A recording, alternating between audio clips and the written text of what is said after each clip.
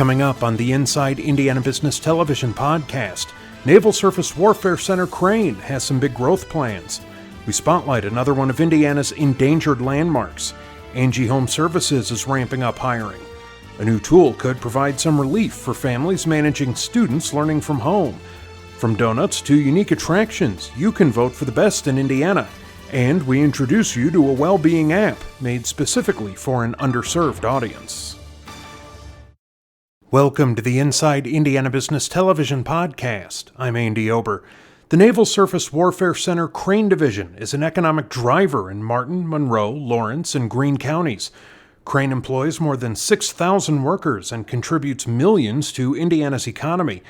Acting Technical Director Kyle Werner and Corporate Operations Department Director Angie Lewis joined Inside Indiana Business host Gary Dick to talk about details for tens of millions of dollars in investment and hundreds of new jobs.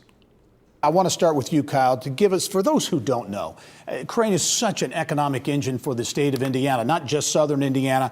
Give us a bit on the size and scope and operations there at Crane. Sure, I'd be happy to. So here at Crane, we're nestled in the southwest portion of the state, about 63,000 acres, almost 100 square miles of property, which represents a little over 300 buildings that we have active with the employee base that we have of roughly 3,750 civilians and 2,000 contractors. We do a large amount of business annually with about $1.5 billion of annual total obligation authority, and really have three distinct mission sets that we support and have become really well known for, that have been the steadfast focus of the command for over the past decade. We'll talk about a little bit more about that in a moment. But Angie, in terms of the hiring, the pandemic has certainly put a wrinkle in the plans of a lot of operations. At Crane, the hiring has continued in a big way and is expected to continue into next year as well. Absolutely, that is correct. We at Crane are open for business. We have learned how to operate with a large percentage of our workforce in a virtual type environment. Hiring over the past 3 years has been in excess of 1,500 positions, and our outlook for fiscal year 21 that will begin in October is upwards of 300 additional positions. And really, we've got a very technical workforce focused on science and technology. We are hiring electrical engineers, mechanical engineers, computer scientists. We also hire electronic technicians and a lot of business professionals as well. Yeah, and you mentioned a highly skilled and technical workforce, 1,100 hires over the last 3 years. And as you said, you're going to be hiring three more in the years ahead. Kyle, just to give us an example, hydrosonic technology, I think, is one of the real partnership areas with the University of Notre Dame. That's leading to a massive investment. Talk about that. Don't have a lot of time remaining, but talk about that and what it will mean. Yeah, Gary. So that particular area ties directly to our strategic mission set that we have here on base that really is all about supporting the nation's nuclear triad. And in that area, there is an emerging mission of hypersonic technology that's probably familiar to a lot of your viewers. What they may not know is the Navy plays a particularly large role in that area. And here at Crane, we're providing the support for that.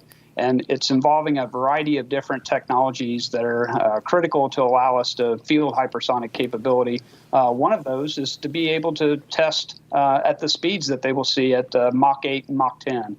So in close partnership with both Purdue University and University of Notre Dame, working to develop advanced test capabilities with wind tunnels. Notre Dame specifically, we awarded a contract earlier this year for a little over $8 million where they're building a Mach 10 wind tunnel, one of the highest capability wind tunnels across the country. And just know that that has got the potential to drive a lot of additional research investment here in the state of Indiana. Yeah, big investment to be sure. Angie, employer of choice, that's a real focus there at Crane as you try to not only keep but attract some really elite talent. Talk about that effort to really become an employer of choice. So, we are out throughout the months of September and October doing national level recruiting at more than 36 sites, 9 university sites within the state of Indiana. And we're hosting a virtual career fair in October on the 22nd.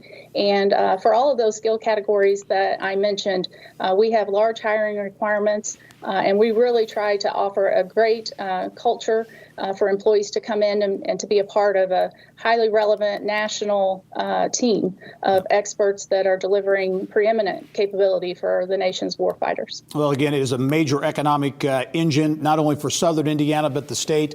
There at Crane, Dr. Kyle Werner, also Dr. Angie Lewis, thank you very much for joining us. We will be following the story as you continue to get investment and add hundreds of jobs there. Thanks for joining us. High school and college students looking at Indiana's growing agbioscience industry have a new tool to get all the information they need.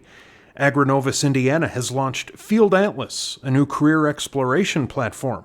President and CEO Mitch Frazier joins us with more.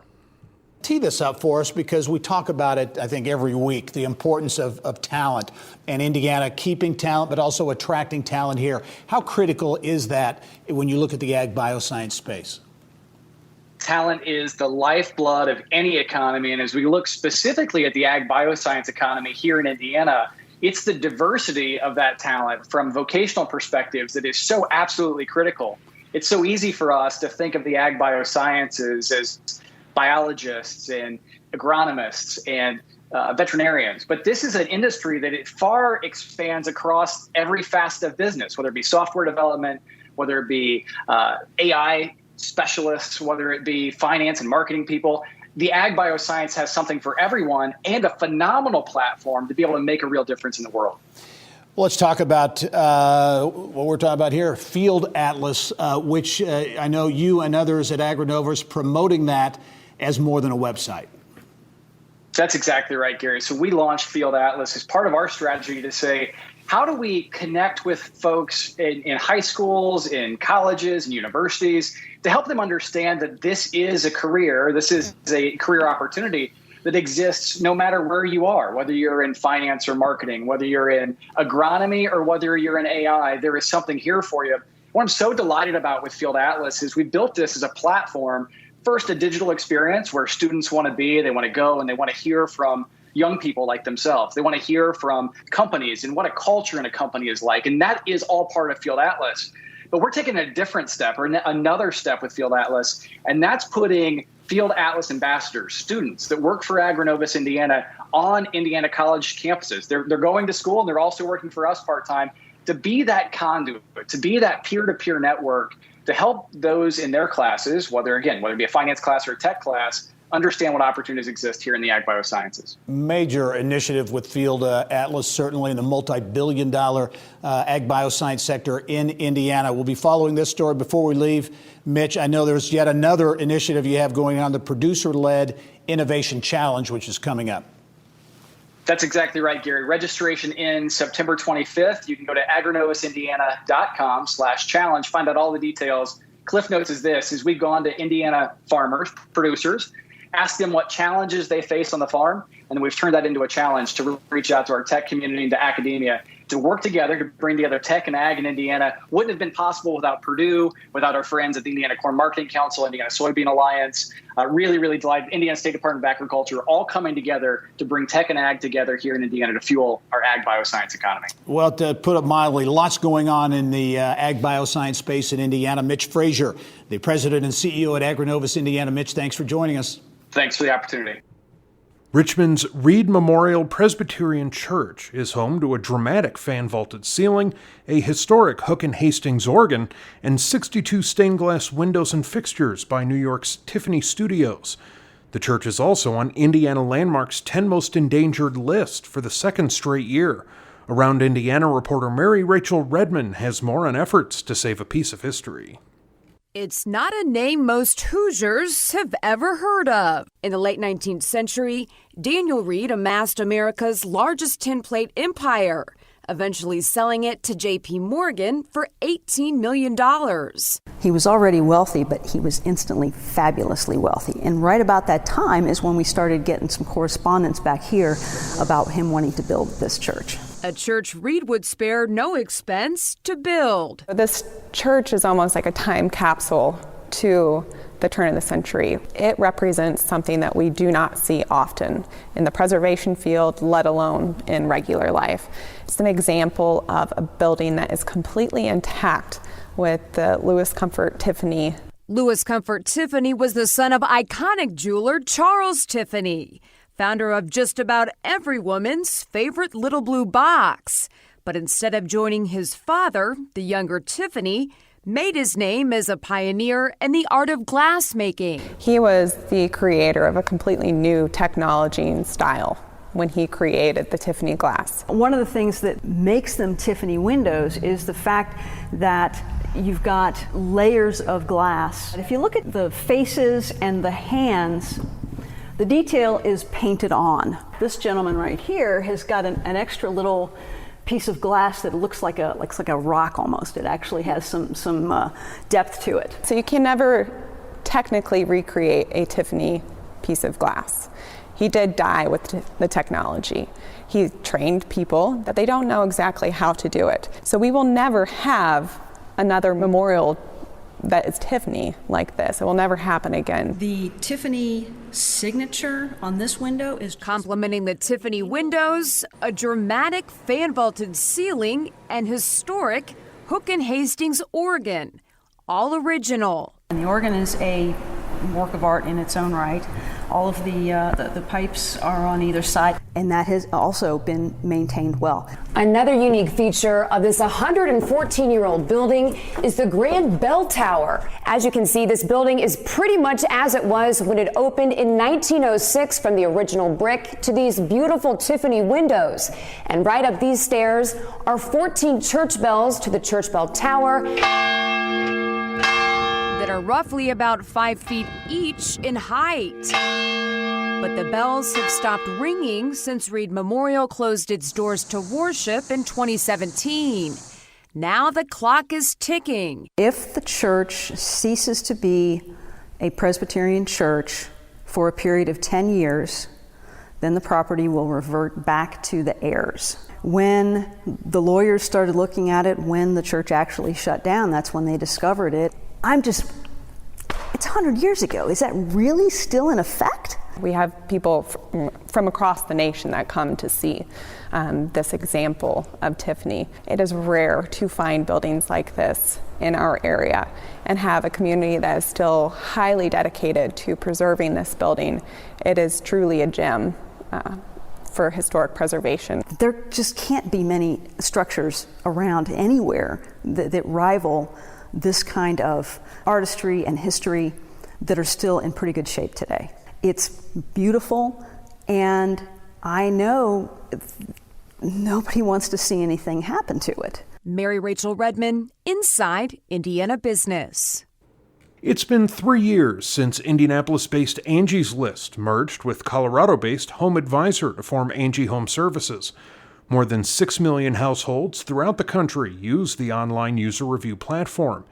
Angie's List co-founder Angie Hicks talks with us about how the company has evolved, the pandemic's impact, and a current hiring push. I mentioned it doesn't seem like it's been 3 years, but it has been 3 years since the combination with Home Advisor. How has it gone? How have these last 3 years gone? It's gone really well. It's been fun to see renewed focus around the Angie's List brand and seeing it return to growth, which has been really exciting for all of us that work on the Angie's List brand in particular. Yeah, well, as you look at the pandemic, it has impacted many businesses in a negative way, but some in a positive way. And you can make the argument, I think, that this has really benefited Angie's List as you look at we're all spending more time at home. We're doing more things at home office, education, all those types of things. That's really had an impact on the business. Yeah, I really think the home is having a moment, and I think it's going to be long lasting after the pandemic. So, of course, over the last 6 months, we have spent all of our time focused around our home. Vacations were put on hold, and we turned to putting in swimming pools and doing landscaping. But it's really made us look around to see what things needed to be fixed up. It was interesting that, a good portion of people were using their stimulus money to actually invest in home improvements. And we're seeing that as we continue to go through the summer months here, which is the high season for home improvement. Yeah, and you talk about investing money in home improvements. You mentioned pools. A lot of people, as we were talking off camera before the interview here, a lot of people, you say, are using this opportunity to install pools. Absolutely. It's kind of funny because pools isn't typically a big category. I mean, it's, an in-ground pool is a big investment, obviously, but when vacations went on hold, people scrambled to figure out how they could make their backyard a little more fun. And the request for pool installation, whether it was in-ground or above ground, really went through the roof. Yeah. Well, let's talk, Angie, because as you talk, and I know you reported a strong second quarter in terms of the numbers, that's also led to a hiring push. You're in the middle right now of hiring more employees. This is the company's second largest location outside of the company's headquarters in Denver. Talk about the hiring push. What kinds of jobs you're looking to fill? We absolutely have a number of different types of openings. We have openings in our sales organization, both on the Angie's List side and the Home Advisor side. We have a Home Advisor sales office here in Indy as well. And then on the corporate side, product and tech, those positions that are always in high demand, we're looking for those too. Okay, as we look going forward, you really do feel that this kind of changing dynamic of the home is going to be around for a while. So you anticipate this impacting the business going forward? I think it's really going to be interesting. I think it's going to help push millennials into becoming homeowners who might have been a little hesitant, who had gone through quarantine living in an apartment, might say, hey, I might want a little more space if something like this would happen again. Also, the fact that many more companies are going to remote work. We might be able to attract some of those people that choose to live in New York or San Francisco because that's where their job is. If they can work remote, they might come here to Central Indiana. And I could see that driving more home ownership because it's obviously much more economical, especially in the Midwest. Angie's List co-founder Angie Hicks. Angie, always great to see you. In a hiring mode, the footprint still substantial here. Thanks for joining us. We'll talk to you soon. Thank you. Remember, you can catch Inside Indiana Business Television on stations throughout the state every weekend. Head to InsideIndianaBusiness.com to check listings. The pandemic has led to an alarming spike in the number of opioid-related overdoses and relapses throughout the country. Fort Wayne has historically been underserved in the residential treatment space, but that's no longer the case. Avenues Recovery Center National Director of Clinical Engagement Russ Franco joined Kylie Valletta in the business of health. So this pandemic, it really is having a dramatic effect on addiction in general. Explain what you're seeing and some of the reasons why these trends are happening. Sure. So, the pandemic is it's an unprecedented time for everyone. We're all struggling with economic insecurity, job insecurity, housing insecurity, generalized kind of fear of the unknown, medical anxiety, fear of family members and of self. And that's just for all of us at the best of times. If you take the recovery community, people in early recovery and recovery in general really rely on coping skills, and they rely on routine to combat the daily obsession and, desire to use. So they use things like going to the gym or, going to therapy appointments or doing things in the community, attending AA and NA meetings. Now imagine all of a sudden, one day in the blink of an eye, all of those things being gone and not being able to access them anymore. People in recovery often say, move a muscle, change a thought when it comes to those intrusive thoughts and desires to use. But in lockdown, that's obviously become impossible in a lot of cases. Right. You mentioned connection is really great for people fighting addiction. And of course, lack of connection right now is definitely a problem. So explain why Avenues chose Fort Wayne in particular and how you're really wanting to become part of the local community there. Sure. So Fort Wayne, we identified as having a dearth of services. So we kind of wanted to bring our nationally recognized individualized care to this area. We want to become a true Fort Wayne treatment facility, not just a treatment facility located within Fort Wayne, How we do that is, we're going to open our doors in our campus to NA meetings, to AA meetings, Al-Anon meetings. We want to engage and partner with the local community in any way that we can. That includes local government, police and other emergency services. We're going to be utilizing Toys for Tot drives and backpack programs for kids going back to school. We're partnering with local treatment providers also in the local community because we really do believe it takes a village, so to speak, to kind of really combat addiction. You mentioned even though you're a national conglomerate, you really work to become part of these local communities that you move into.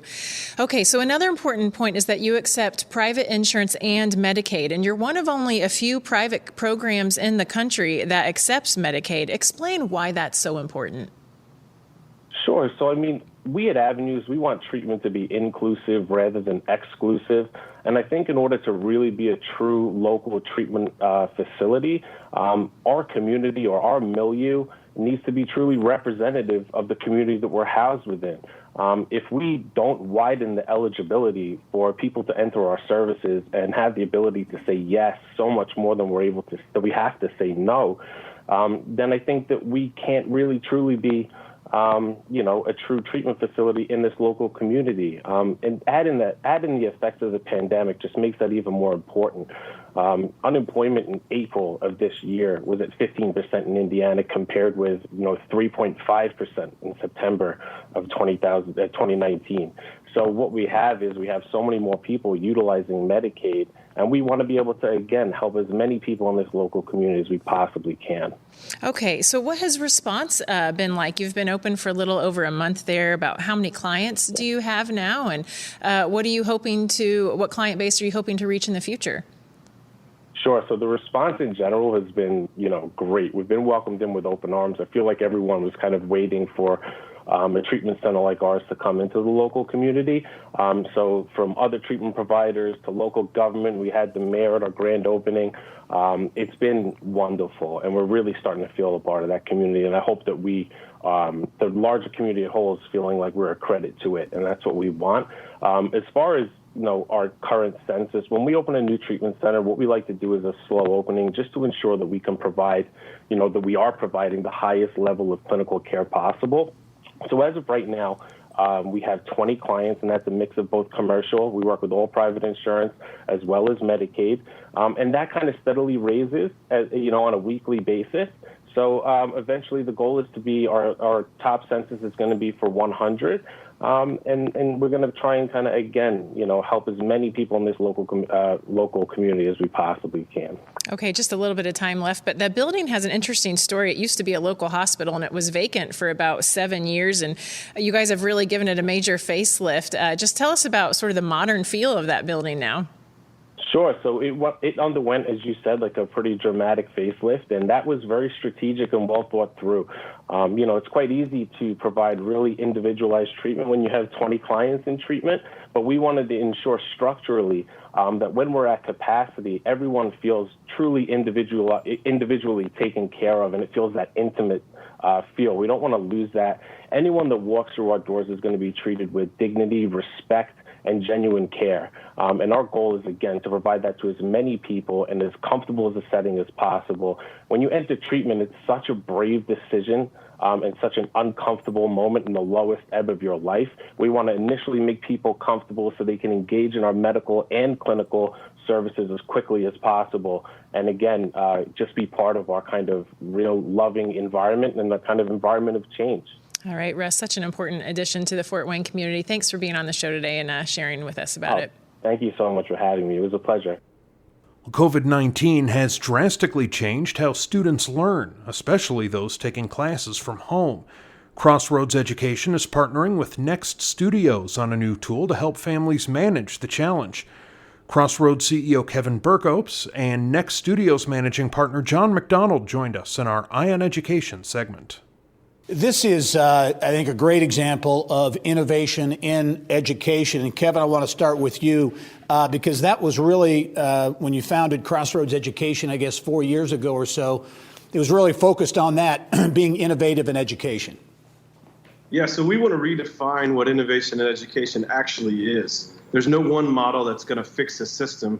What we've kind of realized through this response with COVID and the pandemic is that there's a need for agility. And that's something in the education system that is fundamentally lacking. So our partnership with Next Studios is built upon the idea that we can push out innovative ideas that will actually change the system and build agility and disruption into something that we all now know needs changed. Okay, I want to talk about this partnership that's going to really be, I think, expanded in the coming time frame. But the first focus is on these learning pods. When you talk about learning pods, what are you talking about?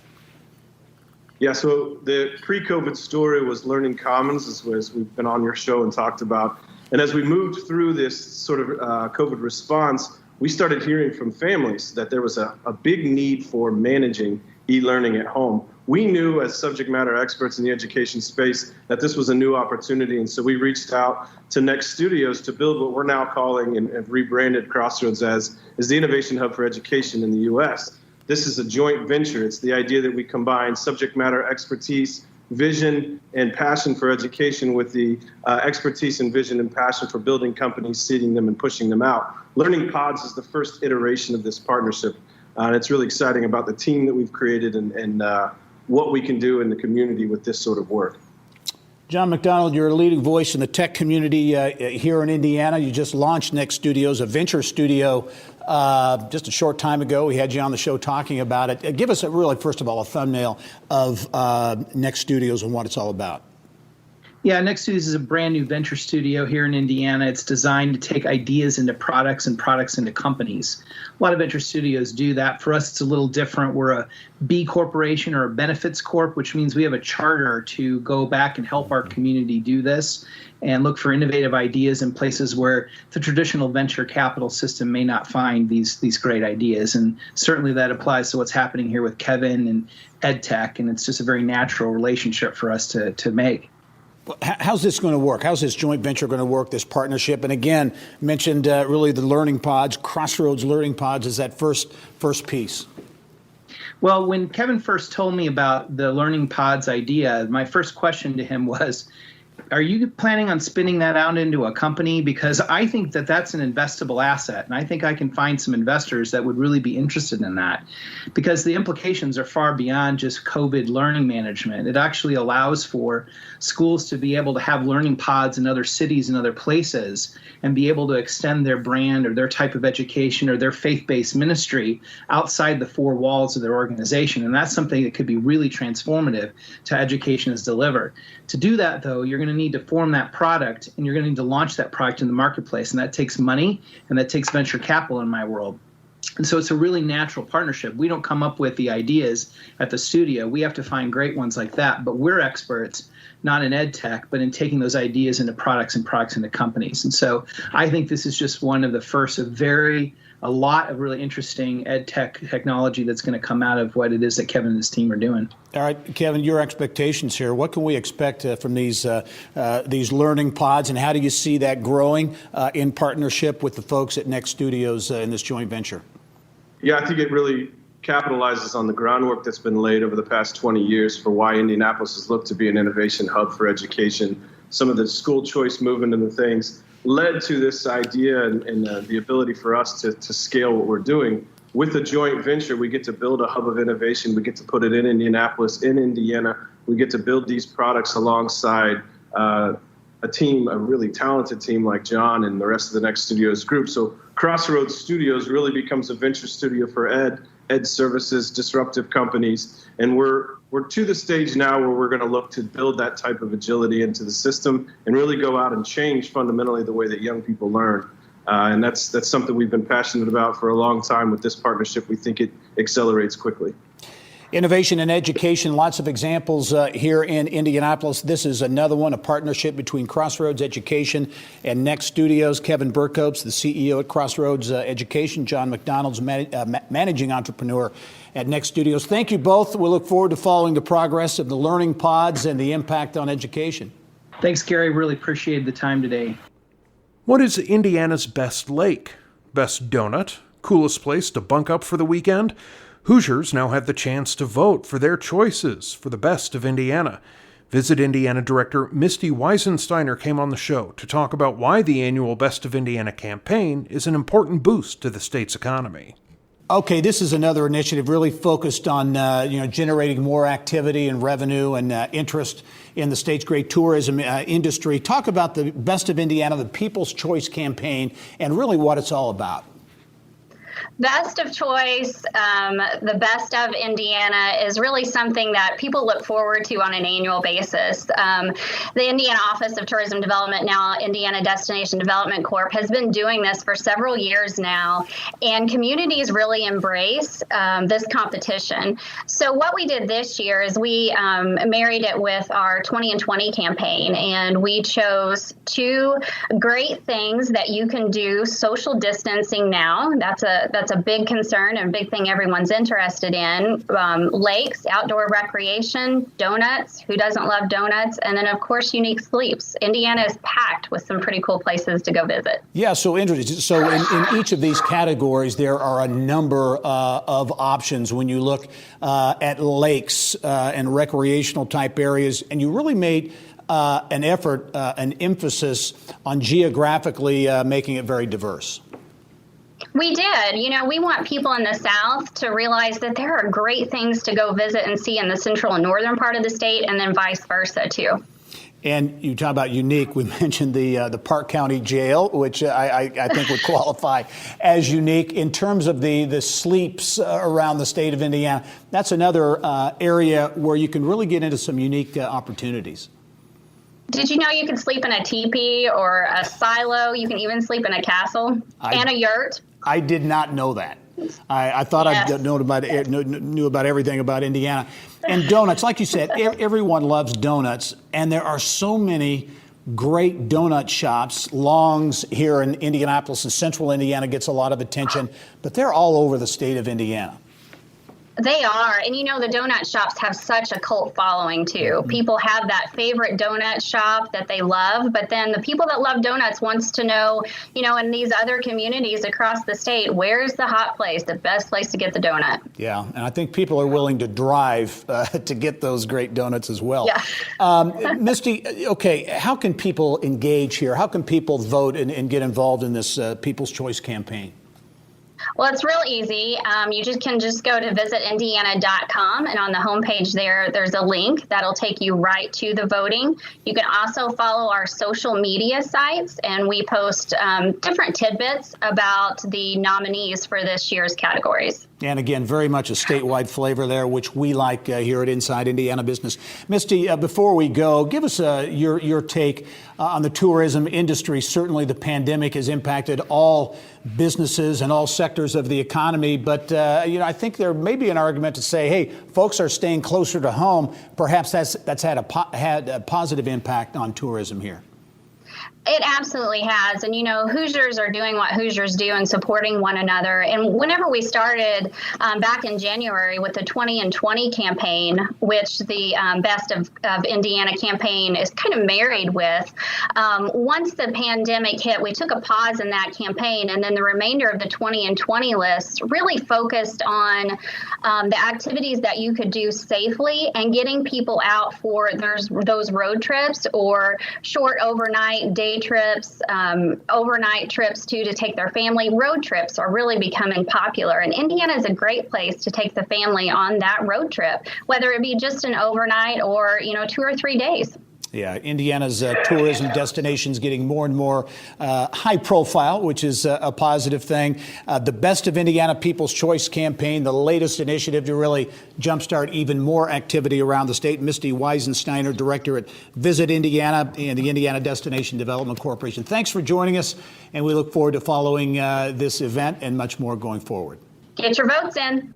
And finally this week, meditation and wellness apps have predominantly been led by white women and men. The pandemic and recent racial unrest prompted Indianapolis entrepreneur Katara McCarty to change that. She joined us to talk about Exhale, a well-being app designed specifically for minority women.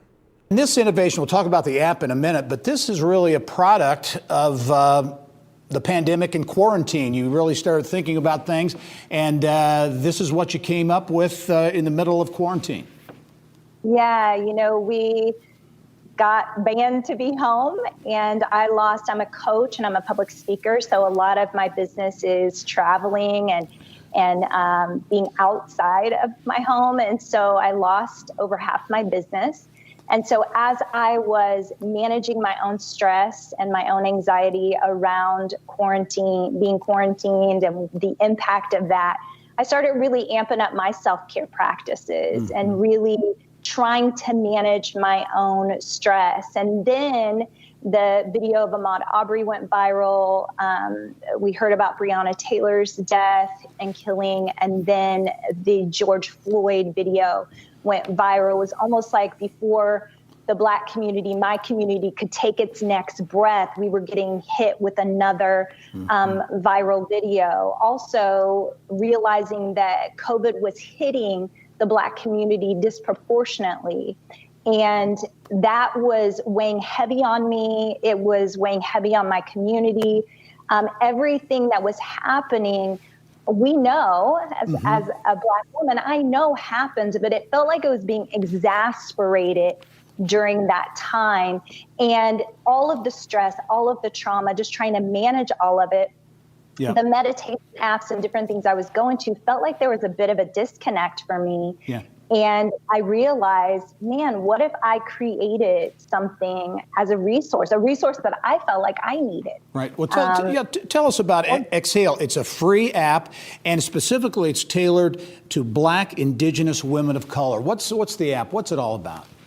Yeah, so there's meditations in the app, there's coaching talks in the app, there's guided breath work, guided visualizations, things that I give my clients, work that I do with my clients, I put in the app. So it's more than a meditation app. It's an emotional well-being app. It's ways for you to decrease your stress, manage your anxiety, really get tools in your tool belt of life to live the life that you desire and the life that you deserve. The app is catered to us as Black and brown women. The language in there, I speak directly to our stressors, directly to the microaggressions that we face, the systemic racism that we face all the time, every day. I speak to our specific trauma, our hurt, our pain, our grief, our collective healing. Yeah. I know you've been getting messages. You just launched the app less than a month ago. You've been getting messages from women. What are they telling you? Man, it's been so beautiful to hear how specifically Black women are reaching out saying, this app is so timely. I needed this resource. I didn't know I needed it, but I need it. And I've been able to sit and unpack my pain and move through my grief and really to reduce my anxiety with the breath work. I had one lady tell me that her 11-year-old daughter has been listening to one of our guided breath works called Calm every night before she goes to sleep because she has stressors too, right? With doing school at home and her life getting flipped upside down. And so it's been a really amazing, beautiful responses that we've been getting from Black and brown women. All right. Exhale is the app. It is free. Katara McCarty is the creator. Katara, thanks for joining us. Exciting project. We look forward to following the progress going forward. Thank you so much. That wraps up this week's Inside Indiana Business Television podcast. Remember, you can find all of this week's TV segments, as well as the top business news from throughout the state, at InsideIndianaBusiness.com. While you're there, you can also subscribe to our platform of free e-newsletters. This is Andy Ober for Inside Indiana Business.